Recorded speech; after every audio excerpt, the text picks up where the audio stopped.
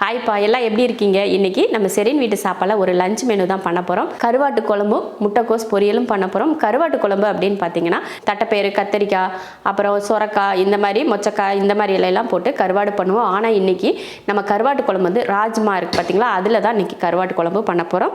பாருங்கள், இதுதான் ராஜ்மா. ஒவ்வொரு பயிரும் பார்த்தீங்கன்னா கொஞ்சம் நீளமாக இருக்கும், பார்க்குறதுக்கேவும் சூப்பராக இருக்கும். இப்படி எடுத்து பார்த்தாலே அந்த நம்ம கையில் பிடிக்கிறதுக்கே பார்க்குறதுக்கு நல்லா இருக்கும். பாருங்கள், இதுதான் ராஜ்மா. எல்லா கடைகள்லையுமே கிடைக்கும். ராஜ்மா வந்து எப்போவுமே நம்ம எல்லாருமே என்ன பண்ணுவாங்கன்னா, குழம்பு வைக்கிறதுக்கு முன்னாடி ஒரு 8 மணி நேரத்துக்கு முன்னாடியே நம்ம பட்டாணி சுண்டெல்லாம் ஊற வைக்கிறோம் பார்த்தீங்களா, அந்த மாதிரி ஊற வச்சு தான் இது குழம்பு பண்ணுவாங்க. ஆனால் இன்றைக்கி நம்ம பார்த்திங்கன்னா ஊற வைக்காமல் குழம்பு பண்ண போகிறோம். அது எப்படி நம்ம ராஜ்மா ஊறாமல் வேகும் அப்படின்னு நீங்கள் யோசிப்பீங்க. அடுத்தடுத்த ஸ்டெப்பில் உங்களுக்கு நான் அதெல்லாம் சொல்கிறேன். அதே போல் பார்த்திங்கன்னா ராஜ்மா வந்து இந்த கருப்பு கலர் ராஜ்மா மட்டும் கிடையாது. இதில் லைட்டாக ரோஸ் கலரில் இருக்கும் பார்த்திங்களா, அந்த மாதிரி ராஜ்மாவும் இருக்கும், வெள்ளை கலரில் ராஜ்மாவும் இருக்கும். இதில் நீங்கள் எது வேணாலும் வாங்கிக்கலாம். உங்களுக்கு எது கிடைக்குதோ, வெள்ளை கலர் கிடைக்குதோ, இல்லை ரோஸ் கலர் கிடைக்குதோ, இல்லை இந்த மாதிரி டார்க் மெரூன் கலரில் கிடைக்குதோ, எது வேணாலும் நீங்கள் வாங்கிக்கலாம். அது உங்கள் விருப்பம். இதை வந்து எல்லா கடைகள்லையுமே கேளுங்க, கண்டிப்பாக கிடைக்கும். நான் வந்து இப்போ குழம்பு பண்ணுறதுக்கு 150 கிராம் ராஜ்மா எடுத்திருக்கேன். அது வந்து நம்ம ஃபேமிலிக்கு கரெக்டாக இருக்கும். இதை இப்போ நம்ம ஒரு கடாயில் போட்டு வறுத்து எடுத்துக்க போகிறோம்.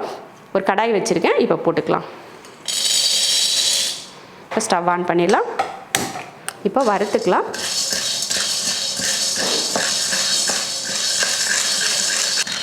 நல்லா இந்த மாதிரி பயிர் போட்டு வறுக்கிறப்ப நம்ம வறுக்க பார்த்திங்கன்னா பயிர் வந்து நல்லா சைனிங் ஆகுது பார்த்திங்களா, இந்த மாதிரி சைனிங் ஆகி நல்ல மணம் வரும்.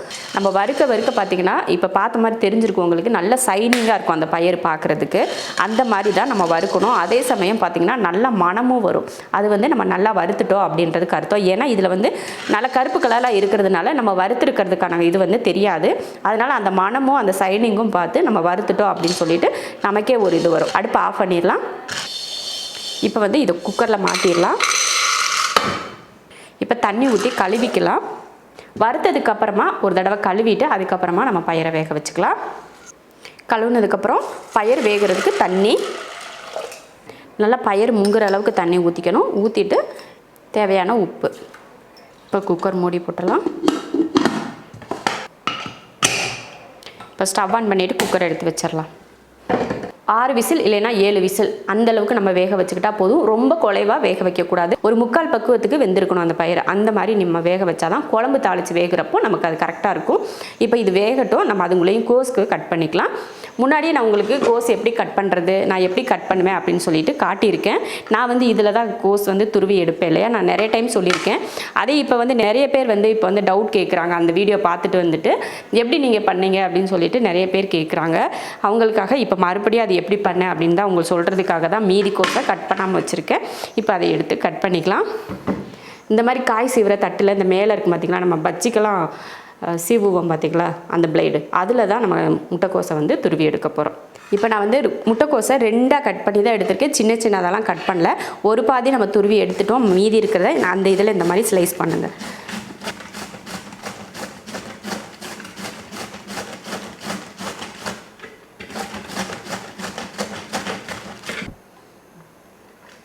பாருங்கள் எவ்வளோ நூலாக வந்திருக்கு பாருங்கள்.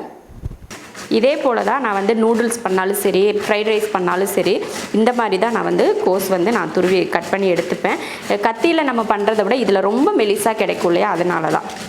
நிறைய பேர் கேட்டிருந்தீங்க, நீங்கள் எப்படிக்கா கோஸ் இவ்வளோ மெலிசாக கட் பண்ணுறீங்கன்னு சொல்லிட்டு. நான் இப்படி தான் மெலிசாக கட் பண்ணுறேன். நீங்களும் இது போலையும் ட்ரை பண்ணி பாருங்கள். ரொம்ப ஈஸியாகவும் இருக்கும், அதே சமயம் நூலாக இருக்கிற மாதிரி இருக்கும் கோஸ். இப்போ 6 விசில் வந்துருச்சு. அடுப்பை ஆஃப் பண்ணிடலாம். நம்ம கோஸும் பார்த்திங்கன்னா வெட்டி எடுத்தாச்சு. இப்போ என்ன பண்ணால் ஸ்டீம் இறங்குறதுக்காக வெயிட் பண்ணணும் இல்லையா, அந்த டைமில் நம்ம முட்டைக்கோஸ் பொரியலும் பண்ணிவிட்டு சாப்பாடு ஒரு அடுப்பில் வச்சிட்டோம்னா அது ரெண்டுமே ரெடி ஆயிரும். கடைசியாக வந்து நம்ம குழம்பு தாளித்து விட்டுக்கலாம். இப்போ இதை இறக்கி வச்சுட்டு நம்ம கோஸ் பொரியல் பண்ணிடலாம். பொரியல் பண்ணுறதுக்கு முன்னாடி சாப்பாடு வச்சு விட்றலாம். இதில் 1.5 டம்ளர் அரிசி போட்டேன், அதுக்கு தண்ணி சேர்த்துடலாம். 2 3 தேவையான உப்பு. இதை சாப்பாடை வந்து அடுப்பில் வச்சு 3 விசில் விட்டு ஆஃப் பண்ணிக்கலாம். சாப்பாடு வச்சு விட்டாச்சு. இப்போ நம்ம பொரியல் தாளித்து விட்றலாம். பொரியல் தாளிக்கிறதுக்கு கடாய் வச்சுட்டு ஸ்டவ் ஆன் பண்ணிடலாம். அடுத்து எண்ணெய் காஞ்சதுமே கடுகுளுந்து, கொஞ்சம் கருவேப்பிலை, ஒரு வெங்காயம், 3 பச்சை மிளகாய், கொஞ்சம் பாசிப்பருப்பு, நம்ம கையில் ஒரு கையளவுக்கு பாசிப்பருப்பு எடுத்து அதை கழுவிட்டு இதில் சேர்த்துருக்கேன். இதை வதக்கி விட்டுருவோம்.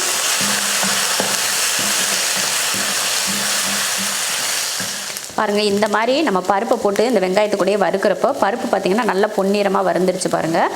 அதுக்காக தான் நான் இது கூட போட்டு வறுத்தேன். பருப்பு வந்து குலையக்கூடாது, அதுக்காக தான். அடுத்து நம்ம கோஸை இதில் சேர்த்துடலாம். 1/2 கிலோ கோஸ் இது. தேவையான மஞ்சள் தூள் கலந்து விட்டுறலாம். மஞ்சள் போட்டதுக்கப்புறமா தேவையான உப்பு போட்டு கொஞ்சம் தண்ணி ஒரு 1/2 டம்ளர் அளவுக்கு ஊற்றிக்கோங்க போதும். தண்ணியெல்லாம் போட்டு நல்லா கலந்து விட்டுருவோம். ரொம்ப நேரம்லாம் கோஸ் வந்து வேக வைக்க தேவையில்லை. அதே போல் தண்ணியும் அதிகம் சேர்த்துக்கக்கூடாது. லைட்டாக தெளித்து தான் வேக வைக்கணும். நான் உங்களுக்கு சொல்லி பார்த்துருப்பீங்க, கையில் வந்து நான் தெளிச்சிருக்கேன். அது ஒரு 1/2 டம்ளர் தண்ணி கூட இருக்காது, அதுக்கும் கம்மியாக தான் இருக்கும்.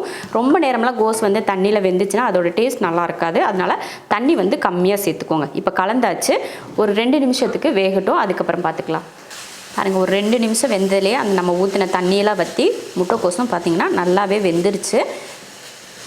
இப்போ இதில் தேங்காய் துருவல் சேர்த்துக்கலாம். அடுப்பை ஆஃப் பண்ணிடுவோம்.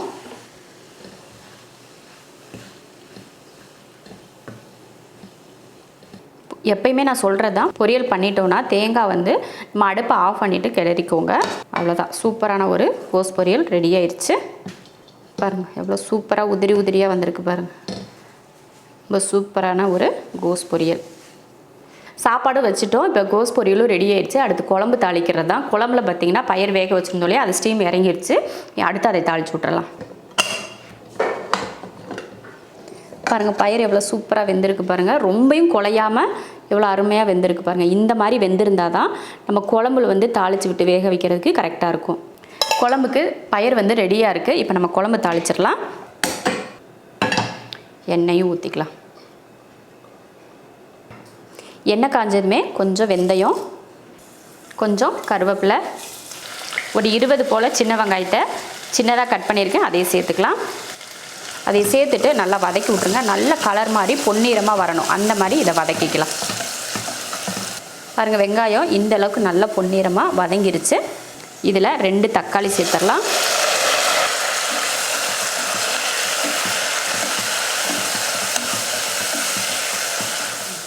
தக்காளி போட்டு வதக்கினதுக்கப்புறம் கத்திரிக்காய் 2, நான் வந்து 2 கத்திரிக்காய் சேர்த்துருக்கேன். உங்களுக்கு கத்திரிக்காய் எவ்வளோ தேவையோ அந்த அளவுக்கு சேர்த்துக்கலாம். அடுத்து நெத்திலி கருவாடு, அதையும் சேர்த்துட்டு அதையும் கலந்துருவோம். கருவாடு வந்து அந்த மணத்துக்கு தான் நான் சேர்த்துருக்கேன். கருவாடு வந்து உங்களுக்கு இன்னும் அதிகமாக சேர்க்கணும் அப்படின்னா கூட ஒரு 50 கிராம் அளவுக்கு கூட நீங்கள் கருவாடு சேர்த்துக்கலாம். நான் ஒரு 10லேருந்து ஒரு 15 கருவாடு தான் சேர்த்துருக்கேன், நல்லா மணமாக இருக்கட்டும் அப்படின்றக்காக மட்டும். கருவாடு, கத்திரிக்காய், தக்காளி 3 நல்லா வதங்கி வரட்டும். அதுக்கப்புறமா மசாலா சேர்த்துக்கலாம். பாருங்கள், தக்காளி நல்லா வதங்கிருச்சு. குழம்பு தூள் சேர்த்துடலாம். 1 2 3 4 ஒரு 5 ஸ்பூன் அளவுக்கு குழம்பு தூள் சேர்த்துருக்கேன். இதை கிளறி விட்டுறலாம். மசாலாவை இந்த மாதிரி எண்ணெயில் கலந்து விட்டதுக்கு அப்புறமா நம்ம வேக வச்சுருக்கோம் இல்லையா ராஜ்மா, அதை அப்படியேவும் அந்த தண்ணியோடையே இதில் சேர்த்துக்கணும். சேர்த்துட்டு கலந்து விட்டுருவோம். இப்போ குழம்புக்கு தேவையான தண்ணி சேர்க்கலாம். குழம்புக்கு தேவையான தண்ணி பார்த்துட்டு சேர்த்துக்கோங்க. தேவையான அளவுக்கு உப்பு. இப்போ கலந்து விட்டாச்சு, மூடி வச்சிடலாம். மூடி வச்சாச்சு, ஒரு 7 நிமிஷத்துக்கு வேகட்டும். அதுக்கப்புறமா எடுத்து நம்ம புளியெல்லாம் ஊற்றிக்கலாம். பாருங்கள், குழம்பு வேக வச்சு 7 நிமிஷம் ஆச்சு.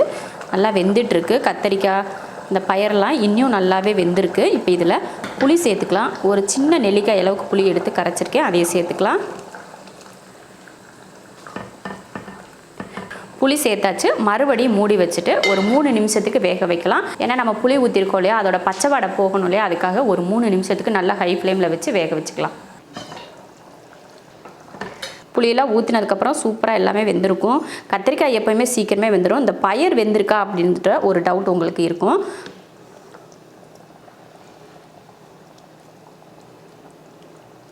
பாருங்கள், இவ்வளோ சூப்பராக மாவாக வெந்திருக்குன்னு பாருங்கள். சூப்பராக வெந்துடும் இந்த மாதிரி. இப்போ குழம்பு வந்து ரெடி ஆயிடுச்சு. பாருங்கள், ரொம்ப இந்த மாதிரி கருவாடு குழம்புலாம் பார்த்திங்கன்னா ரொம்பவும் கெட்டியாக இருக்கக்கூடாது. இந்த மாதிரி பக்குவத்தில் இருந்தால் தான் உங்களுக்கு வந்து கரெக்டாக இருக்கும், சாப்பிட்றதுக்கும் சரி டேஸ்ட்டும் சரி. சூப்பரான ஒரு கருவாட்டு குழம்பு ரெடி ஆயிடுச்சு. இப்போ வந்து நீங்கள் எல்லாருமே நினைப்பீங்க ராஜ்மா எப்படி ஊற வைக்காமல் வேகும் அப்படின்னு நினச்சிருப்பீங்க.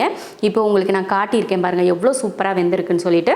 இதே போல் நீங்கள் ட்ரை பண்ணுங்கள். கண்டிப்பாக வந்து ராஜ்மா வறுத்துட்டு நீங்கள் குக்கரில் வேக வச்சுட்டு இந்த மாதிரி குழம்பு பண்ணிங்கன்னா சீக்கிரமாக ராஜ்மா வந்து வெந்துடும். அதே போல் இந்த மாதிரி கருவாடில் போட்டு நீங்கள் ராஜ்மா பண்ணுங்கள், அதை விட ருசியாக இருக்கும், இந்த குழம்பே ருசியாக இருக்கும். அதே போல் ராஜ்மா வேக வச்ச தண்ணியை கீழே கொட்டிடக்கூடாது, குழம்போட சேர்த்துக்கோங்க. ஏன்னா ராஜ்மா வேக வச்சல தண்ணியில் தான் சத்துக்கள் நிறைய இருக்குன்னு சொல்லுவாங்க. அதனால் அந்த தண்ணியை கீழேலாம் கொட்டாதீங்க, குழம்போடையே சேர்த்துக்கோங்க. இப்போ நம்ம அடுப்பு ஆஃப் பண்ணிடலாம். ஆஃப் பண்ணிவிட்டு நம்ம ரசத்துக்கு தேவையானதை ரெடி பண்ணிடலாம். ஒரு 1/4 ஸ்பூன் அளவுக்கு சீரகம், ஒரு 1/4 ஸ்பூன் மிளகு, ஒரு 4 பல் பூண்டு. இப்போ இதை தட்டி எடுத்துடலாம். ரசத்துக்கு தட்டி எடுத்தாச்சு. அடுத்து புளி கரைச்சிக்கலாம். ஒரு சின்ன நெல்லிக்காய் அளவுக்கு புளி எடுத்து கரைச்சிக்கிறேன். புளி கரைச்சாச்சு, ரசத்துக்கு புளியெல்லாம் கரைச்சாச்சு. இப்போ ஸ்டவ் ஆன் பண்ணிவிட்டு தாளித்து விட்டுறலாம். தேவையான எண்ணெய். எண்ணெய் காஞ்சதுமே கடுகுளுந்து, கொஞ்சம் கருவேப்பிலை, 2 வரமிளகாய், கொஞ்சம் மஞ்சள் தூள், அடுத்து கொஞ்சம் பெருங்காயத்தூள்,